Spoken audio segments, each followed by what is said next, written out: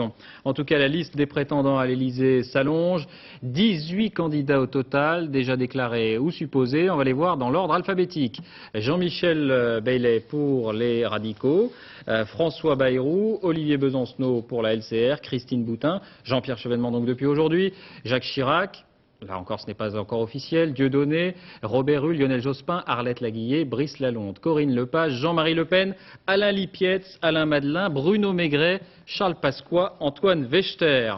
Alors à propos de la campagne, ce qu'on pourrait appeler la guerre des slogans. La France humaine, la France nouvelle, chacun affûte ses formules.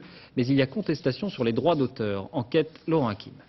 Avec vous, je souhaite faire naître la nouvelle France dont ce début de siècle apporte la promesse.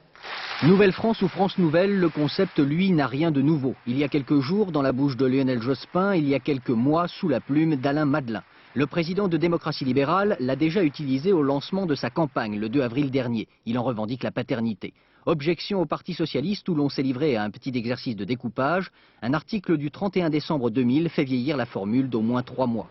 Mais au Festival des droits d'auteur, un certain Jacques Chirac pourrait lui aussi brandir un petit opuscule datant d'il y a 7 ans. La Nouvelle France était alors le titre de son programme présidentiel. Et ce n'est pas fini, l'état-major du président s'intéresse pour 2002 au thème de l'humanisme, au risque de marcher sur les plates-bandes non plus d'Alain Madelin, mais de François Bayrou. Le projet que nous avons appelé, c'était déjà dans cet esprit, la France humaine. Et pourtant à l'UDF, si l'on revendique le concept de troisième homme, on n'est pas très jaloux de celui de l'humanisme.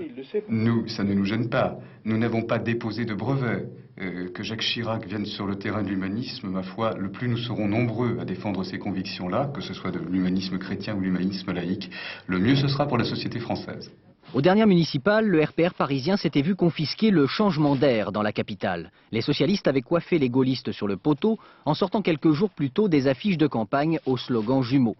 Au petit jeu du marketing politique, on n'a pas fini de s'amuser. Entre Madelin et Jospin, la prochaine polémique pourrait bien être « Mais qui a piqué l'idée du décor orange ?»